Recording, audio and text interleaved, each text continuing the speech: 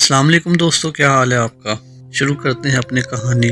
گزشتہ 5 صدیوں میں خلفائے بنو عباس کی پرامن تعمیر نے بغداد کو ایک شاعر کا خواب بنا دیا تھا۔ دریائے دجلہ اسے 2 حصوں میں تقسیم کرتا تھا اور دونوں کناروں کی آبادیوں میں سڑکوں اور نہروں کے جال بچھے ہوئے تھے۔ بغداد کے محلات اور مکانات گزشتہ 500 برس کے فن تعمیر کے ارتقاء کی داستان بیان کرتے تھے۔ دنیا بھر کے بہترین باغبانوں نے اس کی مٹی میں جنت کے حسین ترین تصورات زندہ کر دیے تھے۔ 20 لاکھ انسانوں کی یہ بستی خوبصورتی، دل فریبی اور رعنائی کے لحاظ سے دنیا کا بہترین شہر تھی، لیکن بغداد کی تعمیر کے ساتھ ہی بغداد کے باشندوں کا زوال شروع ہو چکا تھا۔ اسلام کا وہ تمدن جس نے صحرائے عرب کی تند و تیز لیکن صحت بخش فضاؤں میں پرورش پائی تھی، اب اس عجمی گہوارے میں سو رہا تھا۔ دربار خلافت میں عربوں کا وہ اثر و رسوخ جو خلیفہ مامون کے زمانے سے کم ہونا شروع ہو چکا تھا، اب قریباً ناپید ہو چکا تھا۔ تاہم حکومت کے ایوانوں سے باہر بغداد کے علمی مراکز میں عربوں کی اہمیت کسی طرح کم نہ ہو سکی۔ انہوں نے ہیئت، ریاضیات، تاریخ، جغرافیہ، کیمیا، طب، جراحت، طبیعیات کے علوم و فنون میں نام پیدا کیا، گرامر، ادب، لسانیات پر کتابیں لکھیں، لیکن بغداد کے کانے اور آرام پسند باشندوں نے ان علوم کو اپنی تعمیر نو کا ذریعہ بنانے کی بجائے دماغی عیاشی کا بہانہ بنا لیا تھا۔ ایران، ترکستان، شام اور دور دراز کے ممالک سے فنون لطیفہ کے استاد بغداد جاتے اور بغداد کے عمرہ ان کی سرپرستی کرتے۔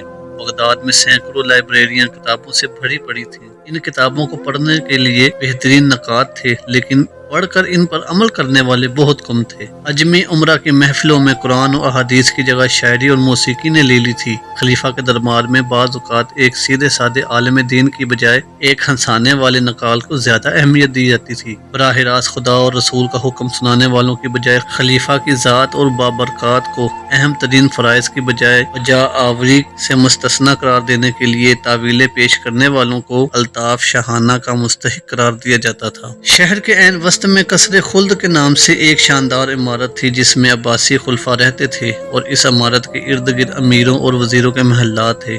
اونچے طبقے کے علماء کے لیے بھی ان محلات تک پہنچنے کے دروازے کھلے تھے، اور یہ اس وقت تک کھلے رہتے تھے جب تک ان کے نظریات خلیفہ کے سیاسی مسلک سے ٹکر نہیں کھاتے تھے۔ قصر خلد سے دور شہر کے ایک سرے پر دریا کے کنارے ایک وسیع قید خانہ تھا، اور اس قید خانے کی سب سے زیادہ تنگ تاریخ کوٹھریاں ان جلیل القدر علماء اور اکابرین سلطنت کے لیے وقف تھی جو فتویٰ دیتے وقت عباسی خلفاء کے جذبات کا لحاظ نہ کرتے تھے یا جو انہیں اسلام کی کسوٹی پر پرکھنے کی جرات کرتے تھے۔ حکومت کی نظر میں صرف وہ مفتیان شرع قابل عزت تھے جو کسی مجرم کے خلاف فیصلہ سنانے سے پہلے اس کا حسب و نسب دربار خلافت میں اس کا اثر و رسوخ جان لینا ضروری سمجھتے تھے۔ ایک عام آدمی کے لیے قتل کی سزا قتل تھی، لیکن خلیفہ اور عمرہ اس سزا سے مستثنی سے۔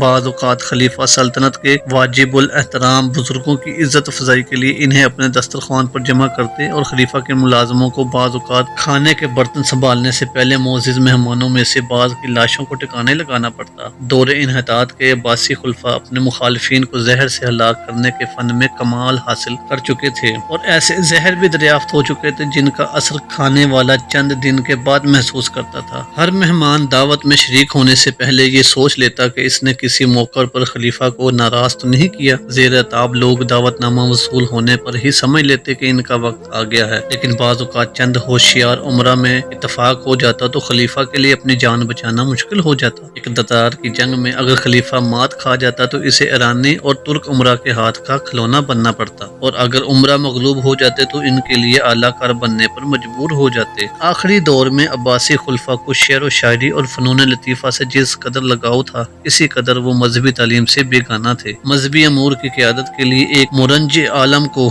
شیخ الاسلام بنا دیا جاتا اور سیاسی امور خلیفہ اپنے ہاتھ میں رکھتا۔ سیاست اور مذہب کی یہ تقسیم اسلام کے لیے سب سے بڑا فتنہ تھی۔ شیخ الاسلام کا قلم خلیفہ کی تلوار کا مطیع بن چکا تھا۔ عزت اور معقول تنخواہ کے لالچ میں اسلام شیخ الاسلام کی مسند کو بیشتر علماء کی منزل مقصود بنا دیا تھا، اور اس منزل کی راہ میں دوسروں سے متصادم ہو کر وہ ان کے نظریات باطل قرار دینے اور ان پر کیچڑ اچھالنے سے دریغ نہ کرتے تھے۔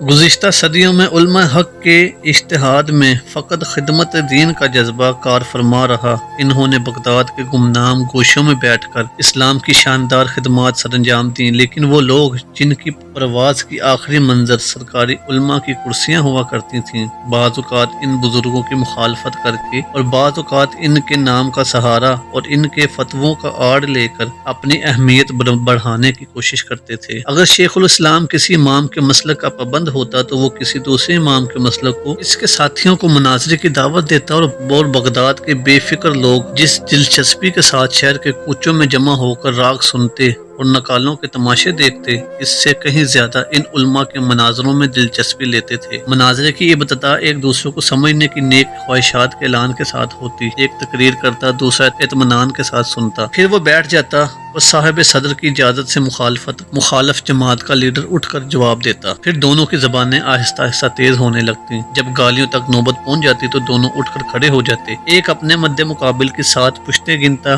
دوسرا اس کی 20 پشتیں گن ڈالتا، ایک 2-3 زبانوں کی منتخب شدہ گالیاں پیش کرتا تو دوسرا 6-7 زبانوں کی چیدہ گالیاں سنا دیتا، اور پھر دونوں اپنے اپنے گروہ سے ہمدردی رکھنے والے عوام سے مخاطب ہو کر انہیں گالیوں کا مطلب سمجھاتے، اور بعض عوام کا جوش انتہا کو پہنچ جاتا تو دونوں طرف سے نعرہ تکبیر بلند ہوتا اور دونوں گروہ ایک دوسرے پر ٹوٹ پڑتے اور ان کی آن میں آن لاشوں کے ڈھیر لگ جاتے۔ آخر پولیس اور فوج کی لاٹھیاں ان کا کھیل ختم کرتی۔ حکومت نے ان مناظروں کو تو بند نہ کیا، لیکن حکم جاری کر دیا کہ وہاں کوئی آدمی مسلح ہو کر نہ جائے۔ چنانچہ مناظرہ شروع ہونے سے پہلے مناظر ایک دوسرے کو یقین دلاتے کہ ان کی پارٹی کا کوئی آدمی مسلح نہیں ہے۔ اس پابندی نے لڑائیوں کو کم خطرناک بنانے کے ساتھ مکہ بازی اور کشتی کے فن کو اوج کمال تک پہنچا دیا تھا۔ گتھم گتھا ہونے کے بعد ایک دوسرے کی داڑھی نوچنا، کباب پھاڑنا بغداد کے عوام کے لیے ایک دلچسپ مشغلہ بن چکا تھا۔ علماء پر ہاتھ اٹھانا خلاف ادب سمجھا جاتا تھا، لیکن پھر بھی کبھی کبھی مناظرین اور صاحب صدر ہجوم میں پھنس کر پٹ جاتے تھے۔ ان مناظروں میں کئی نئے مسائل پیدا ہوئے اور پھر یہ مسائل بغداد کے لیے وقت کا اہم ترین موضوع بنتے گئے۔ ان مناظروں میں شہرت حاصل کرنے والے علماء کو عمرہ کی مخصوص محفلوں میں بلایا جاتا اور وہاں ان کے درمیان لگاتار کئی دن تک بحث ہوتی رہتی۔ عمرہ شیخ الاسلام سے کوئی فتویٰ پوچھتے، پھر اس کے بارے میں نامور مناظرین کی رائے لی جاتی۔ اختلاف کی صورت میں خلیفہ کے سامنے ان کا مناظرہ ہوتا اور خلیفہ کا فیصلہ عام طور پر اس کے حق میں ہوتا جس کی زبان زیادہ تیز ہوتی، یا دوران بحث خلیفہ کے علم و فضل کی ثنا خوانی کر کے یہ ثابت کر دیتا کہ اس کے علم اور خلیفہ کے مقاصد میں ٹکر نہ ہے۔ ان تمام قباحتوں کے باوجود اگر خلیفہ اور بغداد کے عوام عربوں کا وہ سپاہیانہ شعار جس نے پہلی صدی میں انہیں آدھی دنیا کا حکمران بنا دیا تھا ترک نہ کرتے تو بغداد اور اس کے ساتھ باقی عالم اسلام کو ایک عبرتناک تباہی کا سامنا نہ کرنا پڑتا۔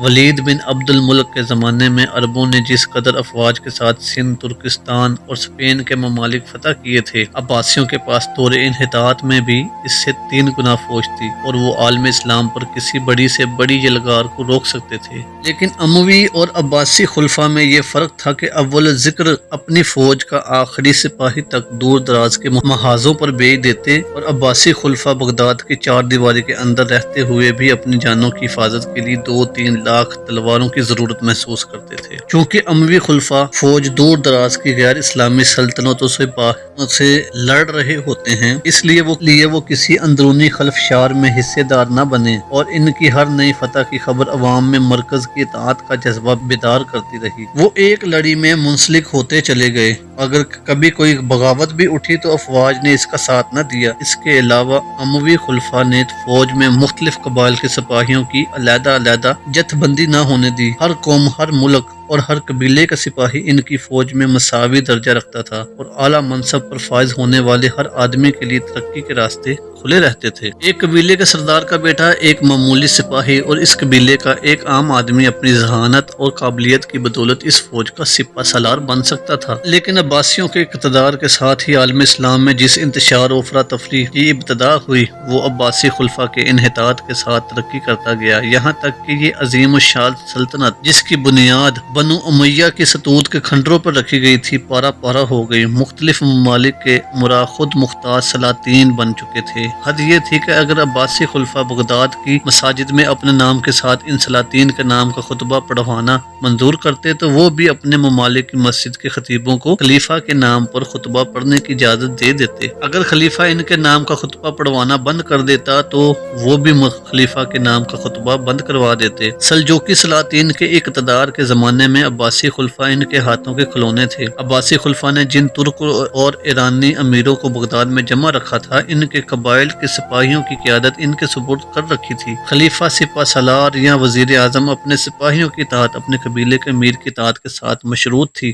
اور خلفاء کے جاسوس ان امرا کی کڑی نگرانی رکھتے تھے۔ اگر کسی سے سازش کا خطرہ ہوتا تو اسے اور اس کے قبیلے کے سپاہیوں کو یا تو کسی باغی سلطان کے ساتھ جنگ کرنے کے لیے بھیج دیا جاتا یا کسی اور طریقے سے ختم کر دیا جاتا۔ اسی طرح امرا کے جاسوس بھی خلیفہ کے ارادوں سے آگاہ رہنے کی کوشش کرتے۔ چنانچہ ایک طرف تاریخ اگر ہمیں یہ بتاتی ہے کہ ایک موقع پر خلیفہ کے دسترخوان سے برتنوں کے ساتھ چند لاشیں بھی اٹھائی گئیں، تو دوسری طرف ہمیں ایسے واقعات بھی ملتے ہیں کہ خلیفۃ المسلمین ایک دن غسل کے ارادے سے حمام میں داخل ہوئے اور ایک ساتھ کے بعد وہاں سے ان کی لاش نکالی گئی۔ ہمارے لیے یہ اندازہ لگانا ذرا مشکل ہے کہ بغداد کے لوگ عباسی خلفاء کو کس حد تک چاہتے تھے۔ تاریخ ایسے خلفاء کے نام بتاتی ہے جنہوں نے یہ محسوس کر کے کہ لوگ موت کے بعد ان کی لاش کی بے حرمتی نہ کریں، اپنی قبروں کے ساتھ ساتھ 100 خالی قبریں بنانے کی وصیت کی تھی تاکہ لوگ آسانی سے ان کی قبر تلاش نہ کر سکیں۔ لیکن ان تمام باتوں کے باوجود عالم اسلام کو حسن بن صبا اور اس کے جانشینوں سے واسطہ نہ پڑتا تو دولت عباسیہ کے تنزل کی رفتار شاید اس قدر تیز نہ ہوتی۔ ملک شاہ سلجوقی کی وفات اور اس کے وزیر اعظم نظام الملک کے قتل کے بعد عالم اسلام میں اس خطرناک تحریک کا سدباب کوئی نہ کر سکا، اور حسن بن صبا کے پیروکار گزشتہ صدی میں عالم اسلام کے درخشندہ ستاروں کو موت کے گھاٹ اتارتے رہے ہیں۔ وہ باعمر علماء جن سے عالم اسلام کی صحیح رہنمائی کی توقع ہو سکتی تھی، ایک ایک کر کے قتل کیے جا چکے تھے۔ چنانچہ جب خوارزم اور بغداد پر تتاریوں کی افواج قہر الہی بن کر نازل ہونے والی تھیں، عالم اسلام ایک قحط الرجال کا سامنا کر رہا تھا۔